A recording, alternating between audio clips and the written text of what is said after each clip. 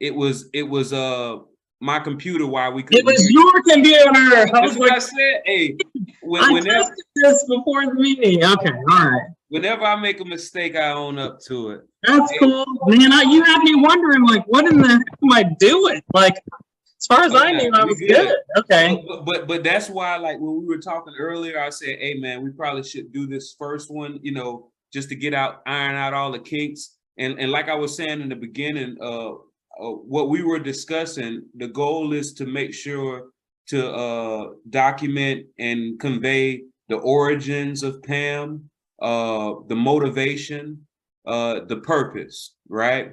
And then go from there.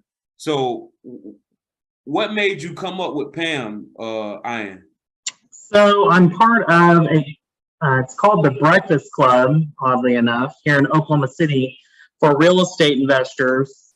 And in that club, like, they just created it just for the purpose of meeting up for breakfast and movies.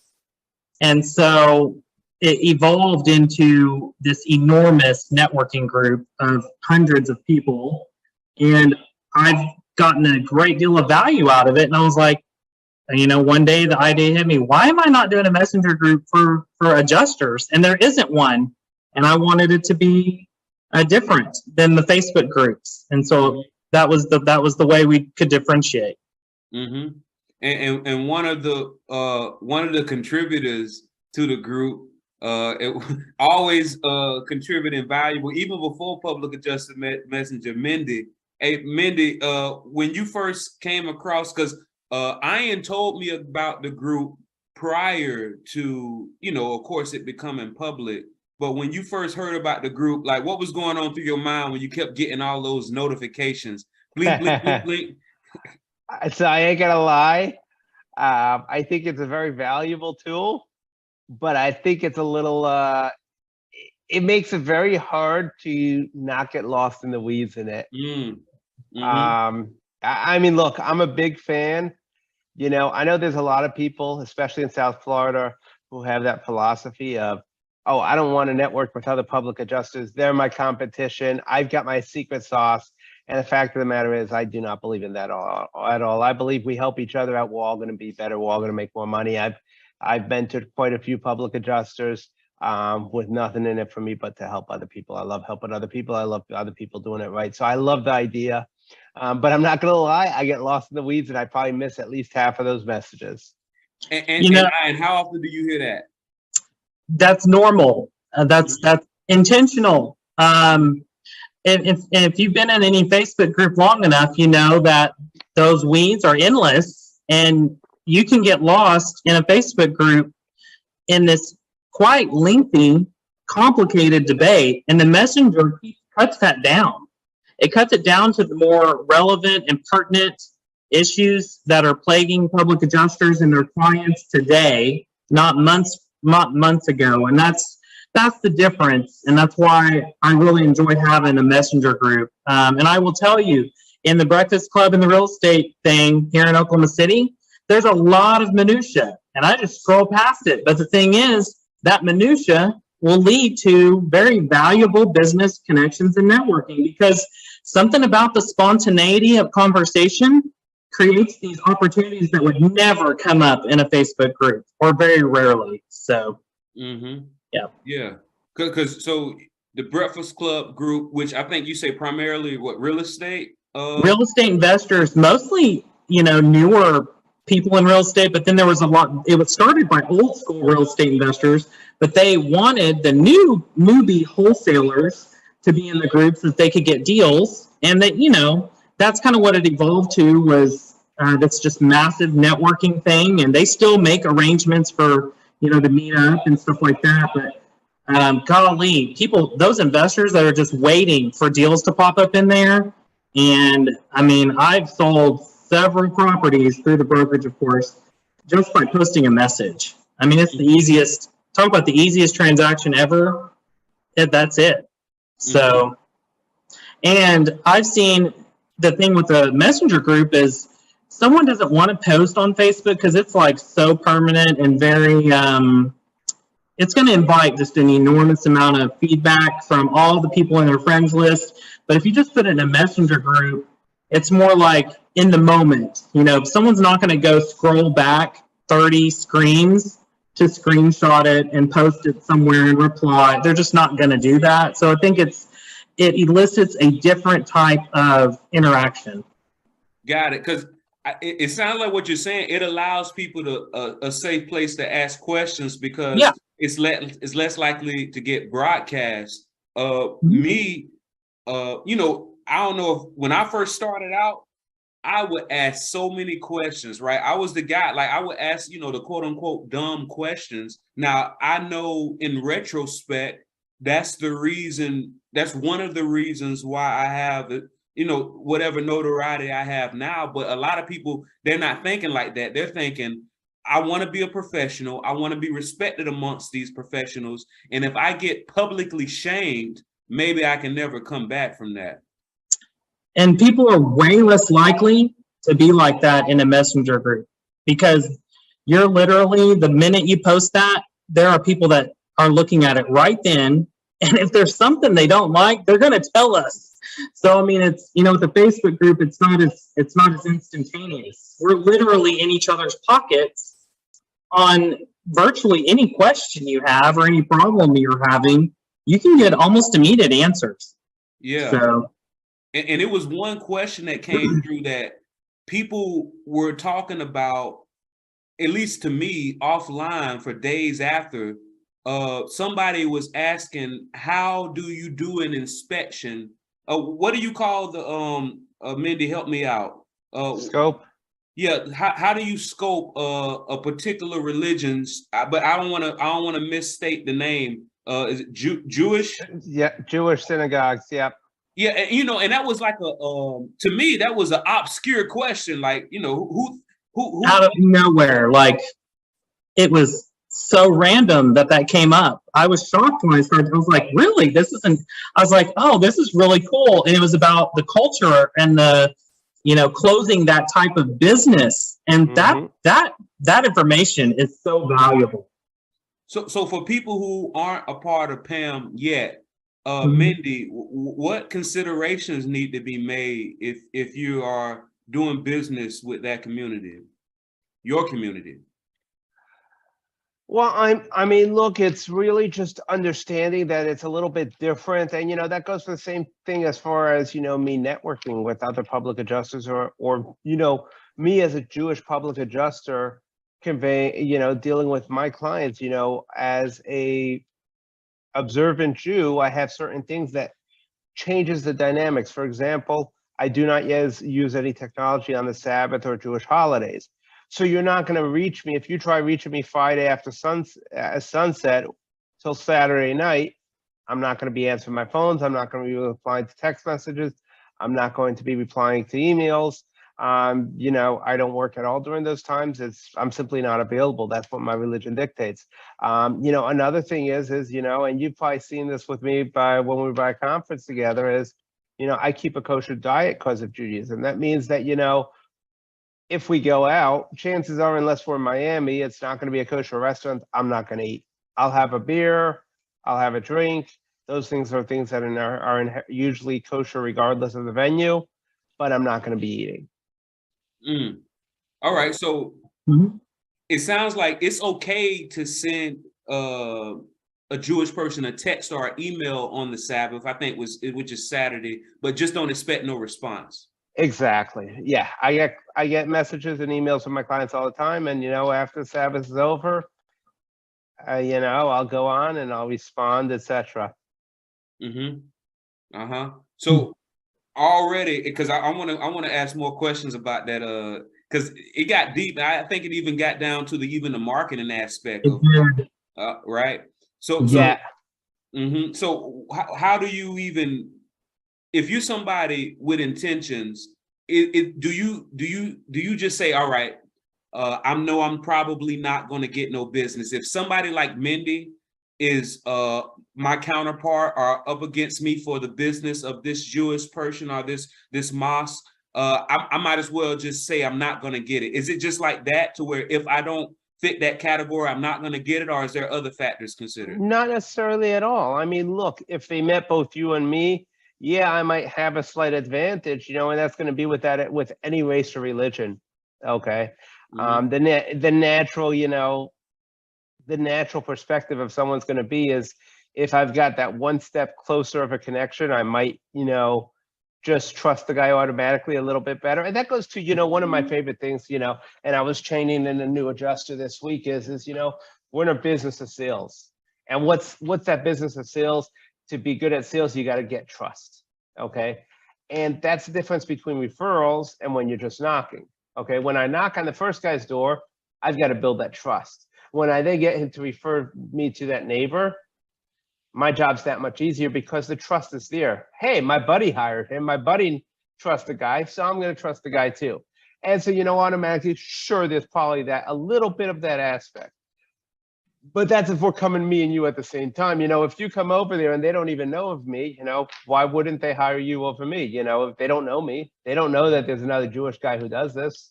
Okay. They're not specifically looking for, someone Jewish to do business with. It's just, as long as they're comfortable with you and you build that trust, sure, why wouldn't they? Yeah. Another spin on it is too, and this is just the value of P.A.M. for a situation like this is if you're a PA or a plaintiff's attorney or an insured or whoever, if you're a member of P.A.M., maybe in one of the allied fields, and you're dealing with a client or someone that is in the Jewish community, and you're not as comfortable with that, or you don't think you're going to close it, why not refer it to Mendy? He's part of P.A.M.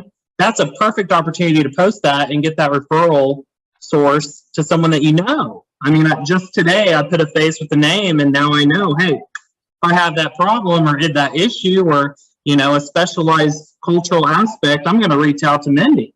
Yeah. So. Well, yeah, 100%. There's definitely that aspect. I mean, look, let's face it.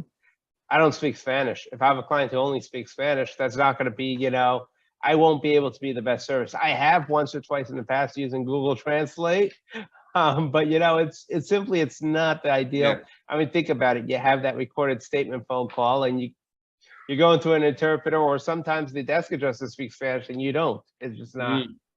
I haven't run it. So you've run into the desk adjuster only speaking Spanish? Not the desk adjuster only speaking Spanish. The client only speaking Spanish, me not speaking Spanish, but the desk adjuster speaks Spanish. So the desk adjuster doesn't need a translator for that recorded statement. Well, that puts me in a bad place. It doesn't make it, Oh, yeah.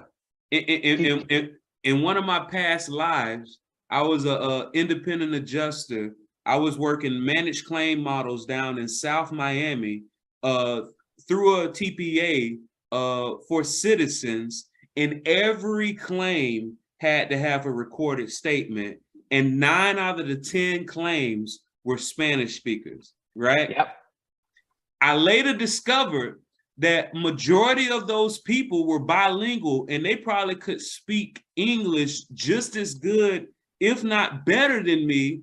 But the reason why they brought in the translator was to allow them those few extra seconds to think of a good answer. Interesting. Oh, interesting. Strategy. I would point out on recorded statements, you don't have to do it on the phone. You can ask the carrier to send you a list of questions, and they are allowed to respond in writing. Now, all right, so that is something. Now, I've heard that not only for recorded statements, but for EUOs. Have any of y'all ever had that type of scenario? Well, the thing with an examination under oath, literally it's in the words. You're examined while you're under oath. But with a recorded statement, it's recorded. If it's in writing, it can be either way. A lot of people think and automatically assume it has to be verbal, but it does not. Got it. It doesn't. Got it.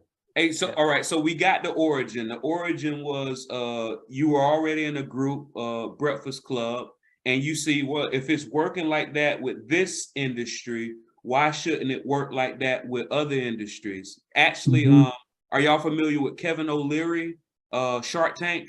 Yes. Yep.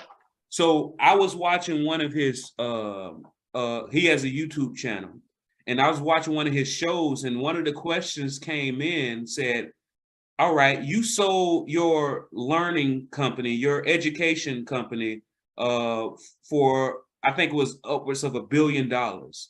And the person was like, what made what you do different than everybody else? How come you were able to get this company and sell it for $1 billion? And why were you considered more value, more goodwill than all these other people? And he said that was a good question. What he said was, he said he used to be in the cat food industry.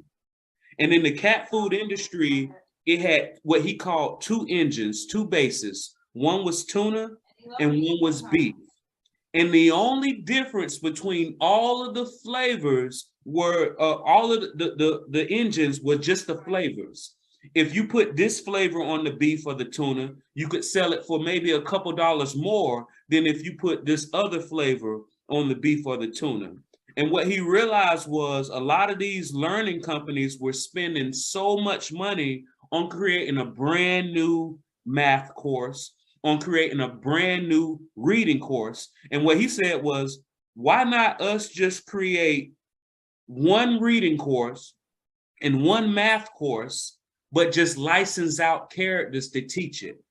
Why don't we, because just like that cat food, they were able to just focus on working on two engines. Like if you're only working on two engines, you're saving a lot of money, right? Two bases. Why don't we just license out Disney characters? Instead of having Mickey teaching math this time, now we got Goofy. Or instead of having Goofy teaching reading this time, now we got the Chip and Dales, right?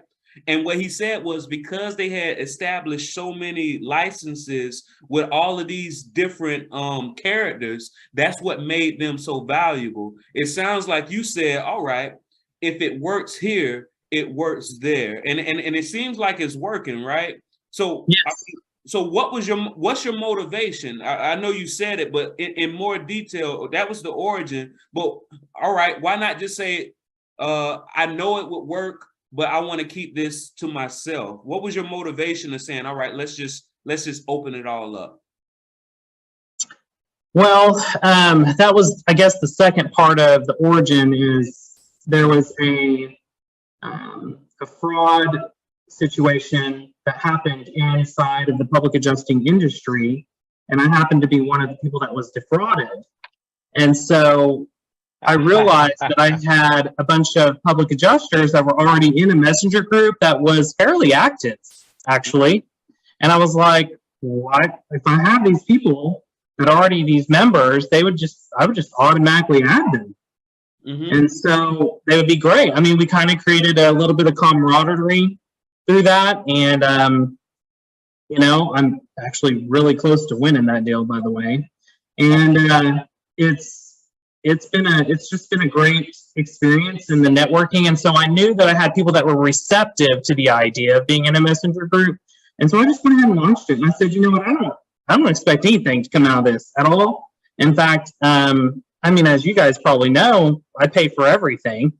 The resources, if I have to purchase any of those, I buy all of them as part of IANS. It's just one of the things I'm doing for IANS Enterprise.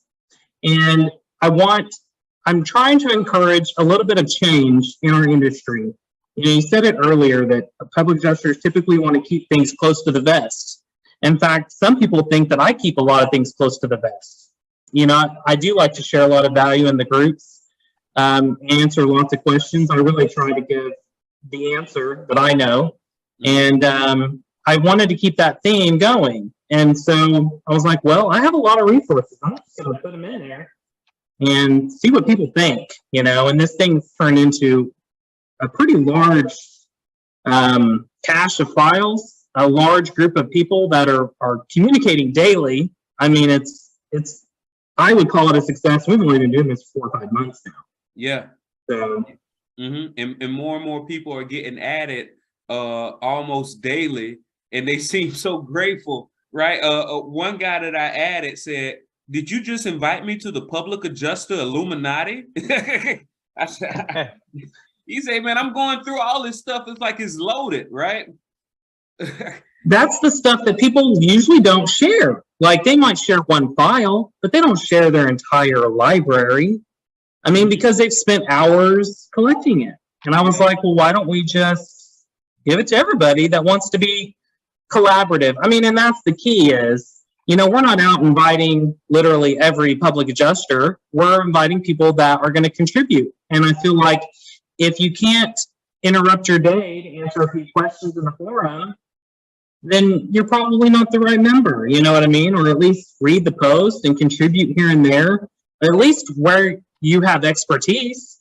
Yeah. If you can, you know, I kind of feel like the messenger part of it screens a lot of people out. They don't want that pinging, especially attorneys, guys. Listen, we have, what, 3 attorneys in our group? 2 are really active. That makes all the difference. Like, what attorney is going to be part of a messenger group? And if they are, and are they going to answer questions? And they have. They've really contributed. So I think, you know, we as public adjusters in the messenger group can add value to them, and they can add value to. I think it's just a perfect relationship all around. Absolutely. And I like what you just said, feel comfortable sharing their entire library. And Mendy, he might experience this more than I have so far, being his market. But I remember when I first started working claims in South Florida, walking into these multi-million-dollar homes, it's like these people wanted to show me around, you know, not just the claim, but now they want to show me their collection. And of course, some of these homes had beautiful libraries, right? But that sounds like the same thing with this. All right, you have this public adjusters that's literally built, well, metaphorically built mansions of rooms of data and knowledge that they wouldn't mind touring you around their house, but they have to feel comfortable. And I think they, you know, of course, those people down when I was working those claims in Miami felt comfortable because I was coming in a professional capacity, right? And then I seemed interested, but the same for the group. Well, one thing to keep in mind is people have contributed stuff, and I have to say I'm guilty. I'm not one of the people that contribute as much as far as the files go. You gave that knowledge, man. But I get you. But as far as the files itself, I'm not, you know, God, I have a hard enough time finding time to file away the files that I want for myself, you know. But I will say there are people, you know, like Stephen Harmon, I believe, and others who, you know, give files that they usually sell that they've contributed to P.A.M. So I mean, you know, there's definitely something to say about that. You know, it's the difference about, you know, when your friend, you know, when your friend is the, for example, I got a client who she's the general manager of the Blue Wahoos in Pensacola, the Little League team. So, you know, she gives me free tickets to go, but, you know, everybody else got to pay for that. So, you know, that's kind of what P.A.M. does, is makes that where, you know, people are more than just business associates, they're friends, they want to help each other. Oh yeah, it expands your network. Yeah. Like, what was really interesting too is, you know, I contributed a lot of files, right? But here recently, especially in the last 30 days, I think we've had over 1,000 files contributed. I still have 584 to go through because there's a process to get them added. I can't just add anything to them before they're officially. Oh, okay. So that's another thing people don't realize. We can't just put everything in a file share and share it, because the first cease and desist letter we get, it's going to get shut down. So, I mean, I have to vet these files and make sure that they're unrestricted, or if they are restricted, we have to purchase a license. My company purchases a license, and we set the settings to preview so that the files can't be downloaded, but they can still be enjoyed, viewed, researched. You can probably take a screenshot, use it in your files, that kind of thing. But I had to vet out the legal part of it to make sure that this thing was going to last. Because the last thing I wanted to do was go through all this effort sharing a bunch of stuff to find out that we're just going to get shut down, or I'm going to get sued out of existence, you know, that kind of thing.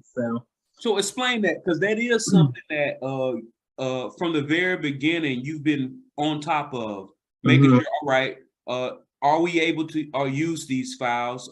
Do I have to purchase a specific license? And that does this come from a personal experience, or is just somebody else's experience? Well, I have been involved in a lot of legal cases, and so I knew that there was an exposure. And so I just wanted to make sure, because, I don't know about you guys, but I'm part of multiple groups on Facebook, and there are files in there, but no one vets them. But you also look, there's not that many. I mean, there might be a couple hundred, but we have thousands and thousands and thousands of files. And I think that's the difference. If those Facebook groups were to get audited by one of these copyright holders that are selling their intellectual property, they would end up losing that content, and Facebook might even shut the group down. So it's a pretty big concern, and I wanted to make sure that P.A.M wasn't going to be something that popped up and was gone in 6 months or a year. So I've been very meticulous about all the files that are in there are unrestricted, or we own the license and we are putting them on preview, so they can't be downloaded. So is just the legal restriction, is that not the only thing? Are you also vetting the accuracy, or it's just take it, all right, this is an expert, they gave me their files, we're able to share it, and I'm going to assume that the information is correct? So as far as content is concerned, I moderate that a little bit. Like, I'm not just going to put a whole bunch of attorney articles in there from attorneys that have no idea about what they're doing. They might be an injury lawyer posting about property. I'm not going to put that kind of stuff in P.A.M. I don't think that's useful. I do make sure that the content appears to be credible. I don't vet it all the way to the technical details, but I make sure that it looks credible, it reads credible, that it's accessible on the internet. I double check to make sure that it's available, or that it's, if the person is giving it away for free already, we can post that in P.A.M. So, there's those kinds of things that I have to check. Is there nobody that can't join P.A.M? So, my focus is on people that are contributors and are willing to collaborate. If you're going to join P.A.M just to download the content, we don't need you. It's like, listen, if you're going to watch our messenger group and get annoyed, but you're going to download everything, we don't need that. I want people to be willing to contribute to the group, to pass referrals, and for people to make money out of P.A.M legitimately without advertising. So the whole idea is for us to help each other. It's not to capitalize on any information or, hold things close to the vest. I want people to contribute the good stuff. And I think that happens easier in a messenger group. And the fact that we give everyone that becomes a member complete access, unrestricted, basically access to these files first. They get the value up front. And I think that kind of helps encourage people to participate more. All right, so we got public adjusters in there. We got attorneys in there. What else have you noticed that we're in there discipline-wise? Well, we definitely, I do like having allied fields in there. So we have a very highly respected engineer, Chad Williams, who's wrote papers that are actually in our file share, as a matter of fact. I personally have vetted him out, and I know that I've won claims with his reports. That, for example, is a great allied field. Like, technically the rules say you need to be a plaintiff's attorney or a public adjuster, but admins can make exceptions. And there are about 8 administrators right now, and they're free to add people. And I expect them to use discretion and to vet the people out a little bit before they just add them. But that's an example. We also have a very experienced Rupert. Noah Brown is in there. We have a Matterport expert, Luke Zupan, who's in there. Those are a few of the people that I know in the allied fields. They're kind of an exception to the rule. Oh, and we just got Kevin Dandridge. I mean, I was just about to want Kevin Dandridge. Like, I was working on that one for a while now, and his name popped up in P.A.M, so I pinged him again, and he finally said yes. So, yeah, I think, because correct me if I'm wrong, he was essentially anointed as an OSHA expert by the carriers, and there's literally no one to counteract his reports on their side? Who would they hire? I mean, how many OSHA experts do you know that are freelance? They usually work for large industrial corporations because they are in the building. They're not out selling OSHA safety services to the public usually. So, and I knew about him from another conference, the Policyholder Preservation of America conference, which is just fantastic. And I was like, yeah, I want that guy in our group. So I've actually done business with him too. I mean, I've purchased his report. I trust him as far as safety is concerned. He's extremely thorough. And if you ever listen to Kevin talk, he knows what he's talking about. Like, there's no question in my mind after now. I'm like, I could listen to this guy for days. So, and the funny thing with that, because you know how you have, all right, they got an engineer, so we gonna get an engineer. And both engineers looking at the same property saying two different things. I don't really, even if it seems like, and I could be wrong, but you can gather up 100 OSHA experts. They're not going to be coming with that generally and possibly and likely. No. Yeah, they have to be on it. They do, and the regulations are quite complex.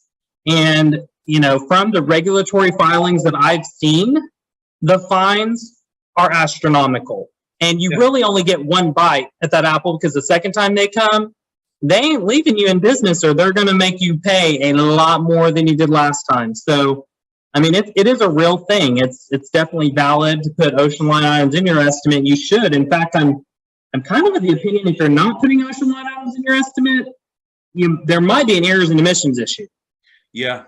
So I definitely put it in my estimates, but probably nowhere near what should be in there. I try to leave, you know, for whatever it's worth. I put a disclaimer at the top of my estimates. Hey, I did my thing, but still check with somebody, right? Right. Well, and that's the thing is, you know, probably there's some gray area in the extent that OSHA line items apply to a particular scope. I think there is variability there. And as a public adjuster, in my opinion, my view on it is you can only put in the estimate what you know you can support.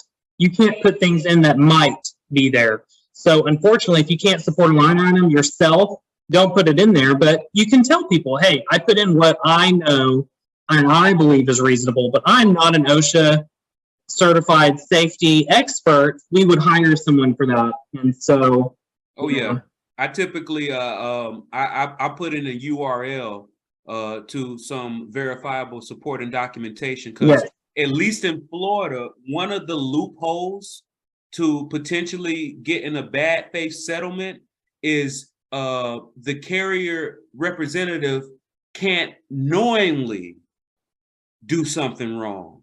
So when you put the information right in their face, like the documents that you can get from P.A.M, it's like, all right, I give you the benefit of the doubt, because there was a time in my life, in my career, I didn't know this information either, but I'm letting you know now, and you're gonna and you're gonna have to choose to ignore this information, right?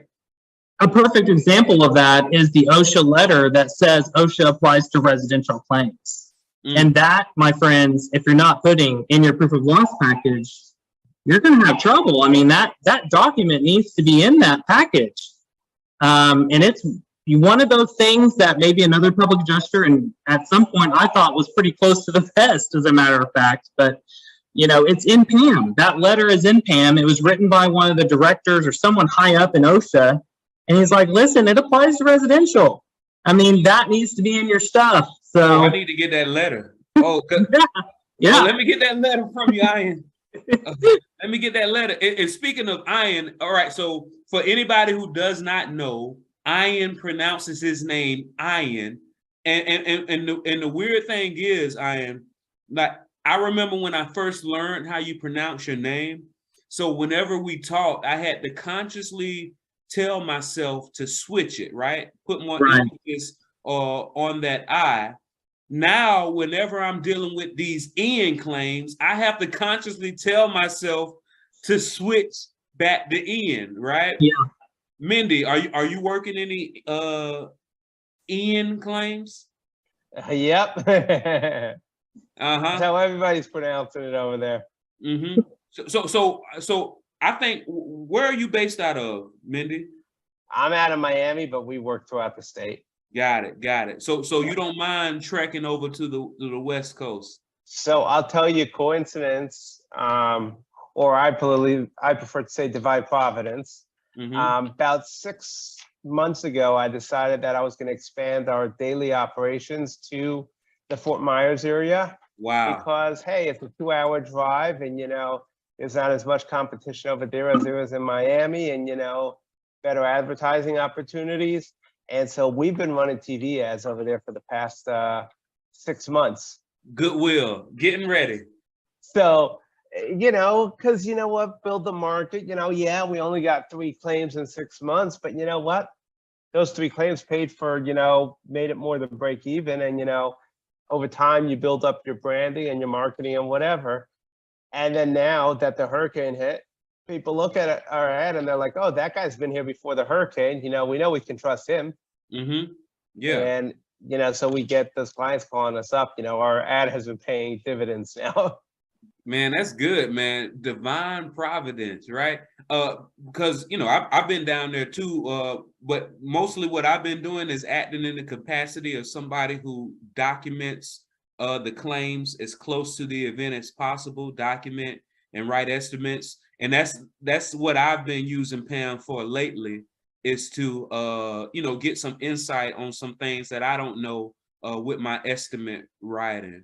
So Ian. Yep. P.A.M is up and running. More and more credible people are being added.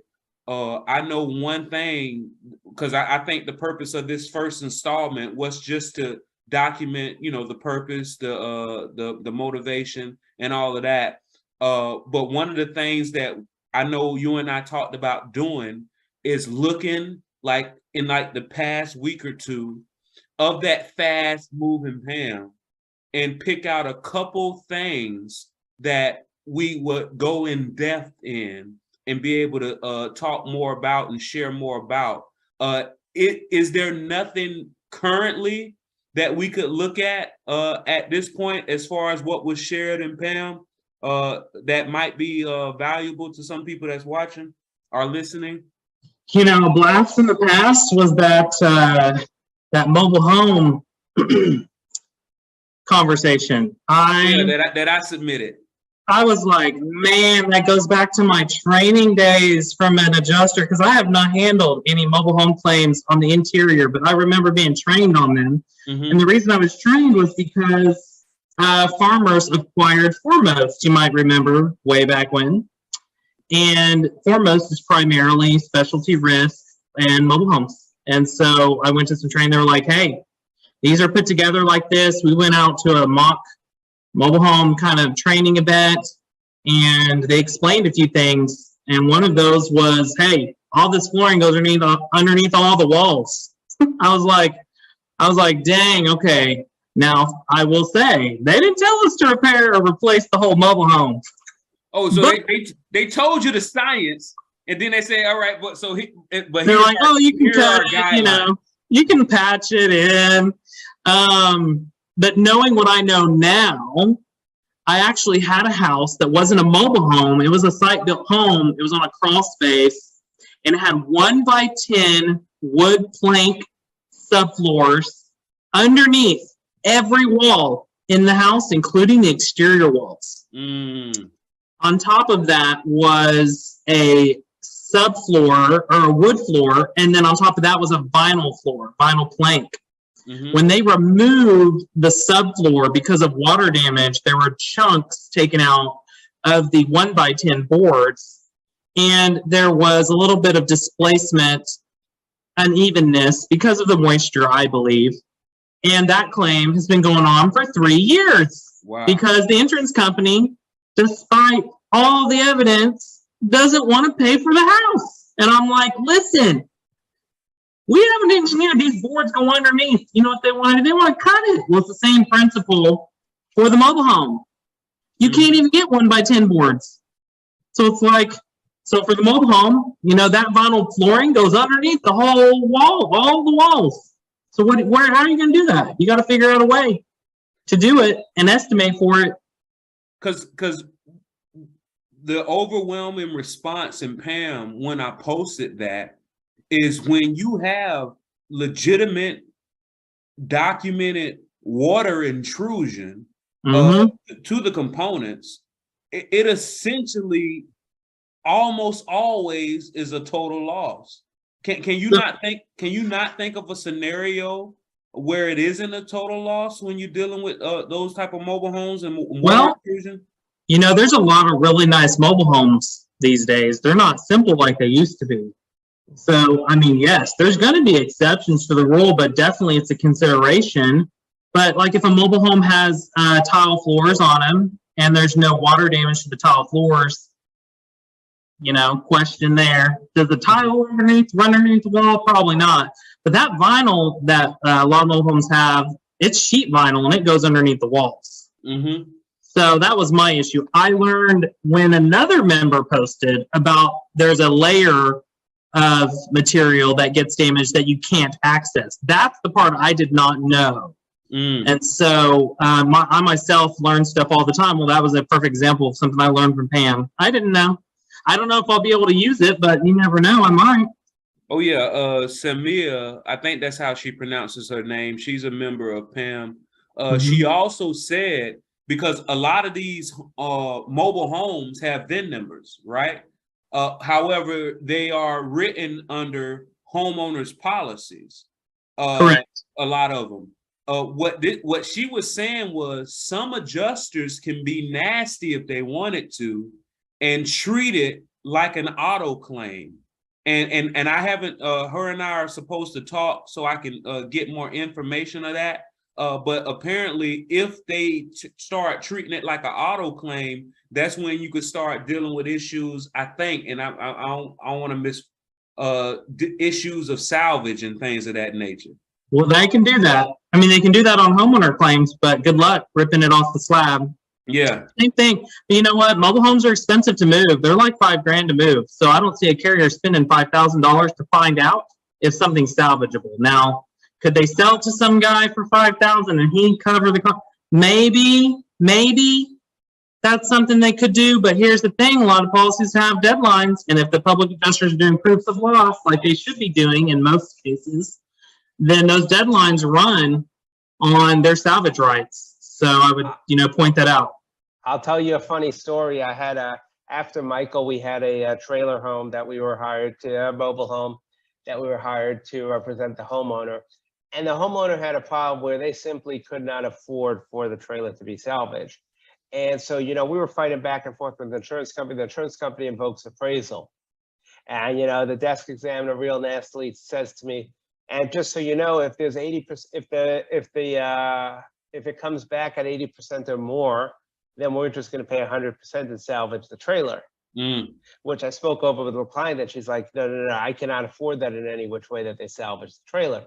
So, we went out an appraisal, and it was funny because that was like, one of those appraisals where, the other appraiser turned out to be a bit of a crybaby. We had agreed on an umpire. He came out there. I told him, I said, look, I needed to come in, somewhere between 75 and 79% because, we can't have the salvage. And on site, he tells me, yeah, that's not a problem. I can agree with you. We'll get it. And then he comes back with his BS estimate, which is barely more than the carrier, $1,000 more than the carrier. So I'm like, okay, you know what? Screw this. Let's go to umpire. And he's like, well, I thought about it, and I don't like the umpire we chose. I'm like, too freaking bad. Like, you're too late in the game over here. And the umpire, who I lost, is no longer on my umpire list. He's like, well, if the other side's contesting it, then I'm not going to do it because I'm not going to get paid from them probably. And so, wow, man, that's yeah. And I mean, I have emails of him agreeing to that guy being the umpire. Either way, it was going back and forth, me with the insurance carrier and then their attorney. And then the attorney comes and says, look, we know that, there's not much I can do. You know, you guys can fight this in court and whatever and get that umpire, and I know that. But, you know, to avoid delaying, if the appraiser agrees to a different umpire on your list, would you agree to switch umpires? And I said, well, you tell me which umpire he'd want and I'll consider it. That's a good answer. And so they chose an umpire who I absolutely loved. Mhm. And of course, as soon as we chose that umpire, I whispered to the umpire about, you know, why we got in chosen mid appraisal, switch an umpire. Yeah. And, you know, so we go out there and, you know, and I say again, the whole thing, I want this at 77, 78, 79%. And so, you know, the umpire gives me an award that's 79%. Yeah. Because Okay. it's about those relationships. And you know, what they call appraisal, the wild, wild west, right? Very much so. Yes. And that's what I try. You know, the umpire is so powerful, man. Like too powerful almost, right?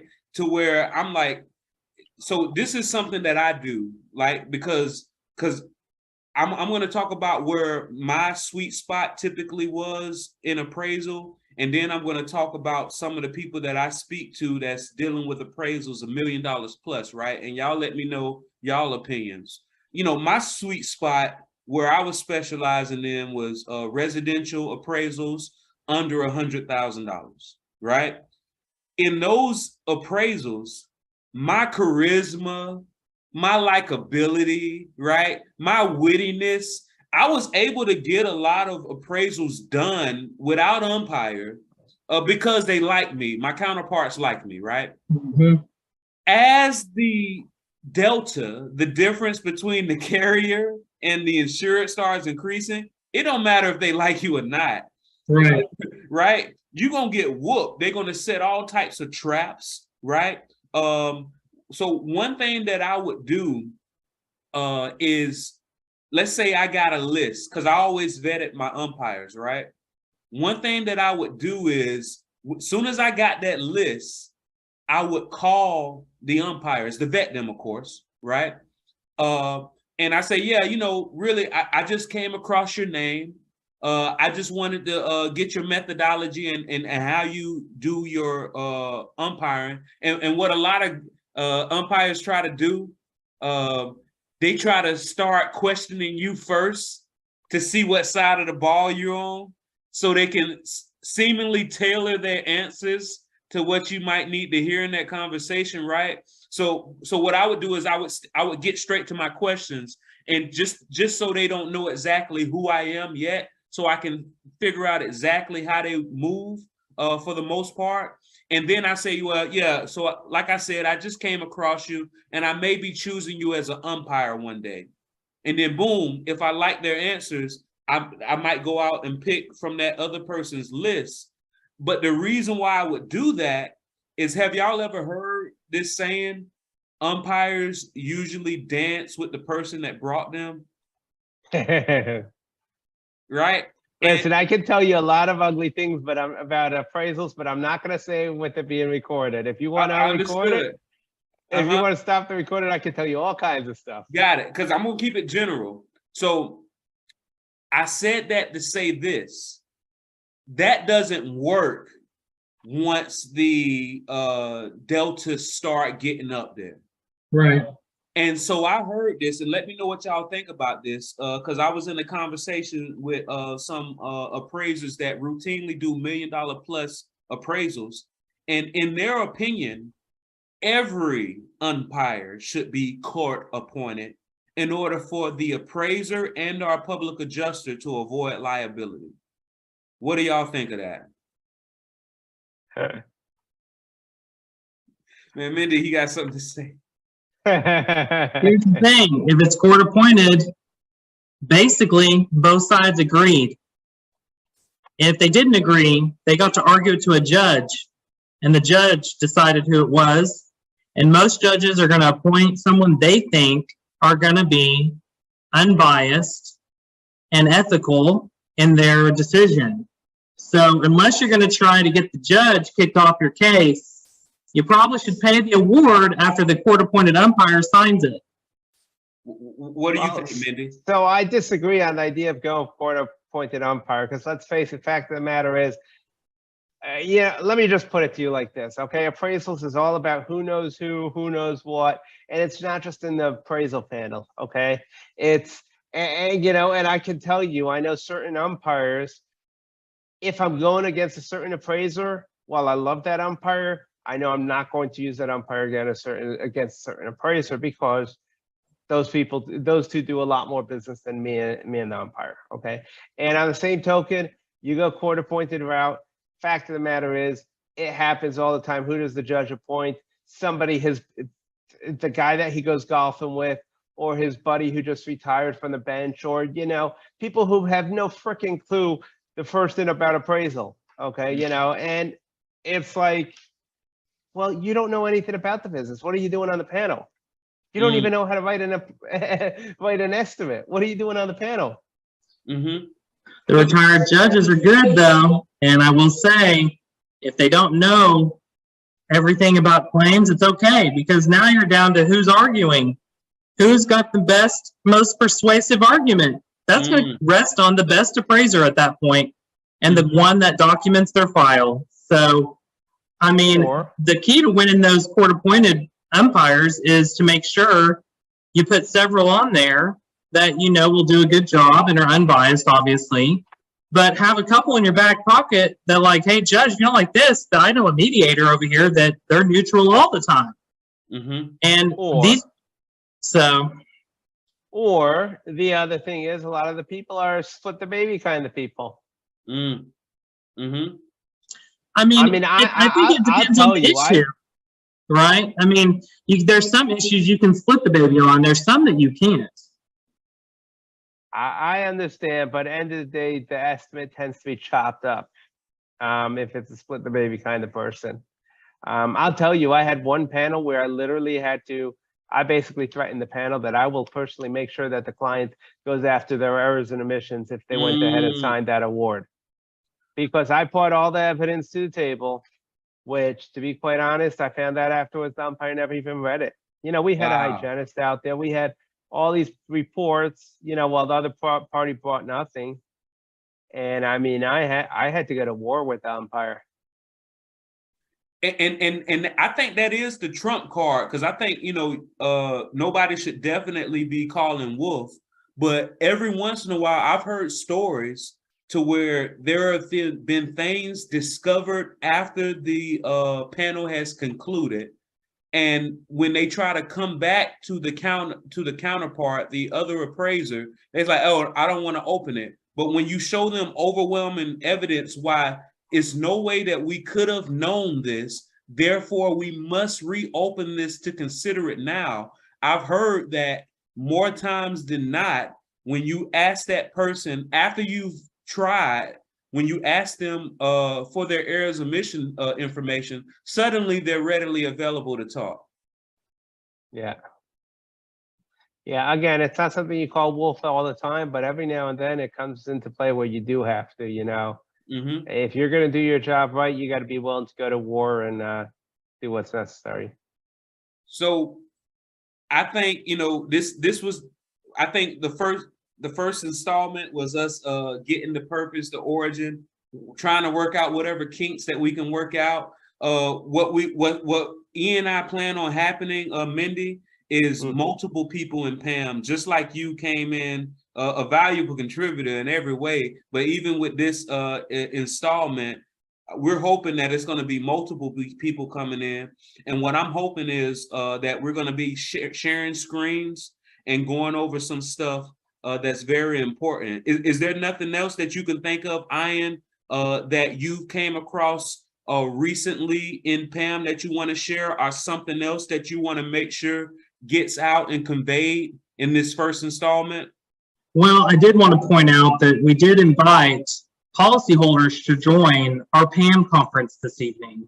Unfortunately, no one showed up, but I want to make sure that, you know, people are aware that I'm happy to have insureds on here, especially if they're impacted in a hurricane situation and have questions, to get the answers from the people with no agenda.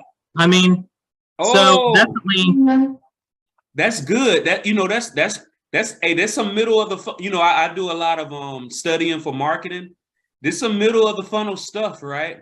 To where if we able to offer valuable information to these people, and we have a set time that they know that they can join. Oh yeah, not only will we help a lot of people, but build a lot of brands and a lot of goodwill for the people who like Mendy, like you, like myself, who are contributing. And well, I'm definitely putting in marketing dollars so that, you know, PAM members, if they're going to be on here and contributing answers and, you know, answering all these kind of questions and sharing resources and all of that, I put in marketing just before today's session, but next session, you know, we'll be a little more organized and I'll do a little bit more marketing ahead of time. That way people know about it, and hopefully we can do it live. I think that might help a little bit. Yeah. But yeah, I wanted to make sure people knew that my hope is policyholders join our conferences and get some questions answered. Oh man, it's about to get serious, man. Before we get out of here, Mendy, please tell people who you are, what you do, how they can get in touch. Absolutely. I am the founder of Panther Public Adjusting. We operate throughout the state of Florida. We help homeowners get paid properly on their claims. And we can be reached toll-free 833-PANTHER. Ian. I'm Rupert, public adjuster in Oklahoma. I also handle large loss in Florida, and just want to help people collect what they're owed under their insurance policy. Got it. And I am Randolph Love III, wealth strategist and insurance consultant. I help people avoid financial catastrophe and have the option of retiring 10, 15 years or less. Thank you so much for y'all talking, because you know I like to ask a bunch of questions. My questions, they're gonna get even more invasive as these installments come on. Thank you so much for contributing into my development and the development of everybody else. Mendy, thank you so much for just being cool. I would, you know, before I met Mendy, if I saw someone who had his characteristics, I probably wouldn't actively go up. I would instinctively think, what do we have in common? But Mendy, man, like the conversations you and I have are always so memorable, and you probably don't even remember them, but you be saying some very profound things. And when we come back the next time, we're gonna talk about how Ian is secretly a speed freak. This man goes fast, right? I gotta learn from you then, man. Absolutely. All right, y'all. Go ahead and shut it down now. Thank you so much for having this conversation. Thanks, guys. And y'all have a good one, night, guys. Man. Good seeing y'all. Yes, sir.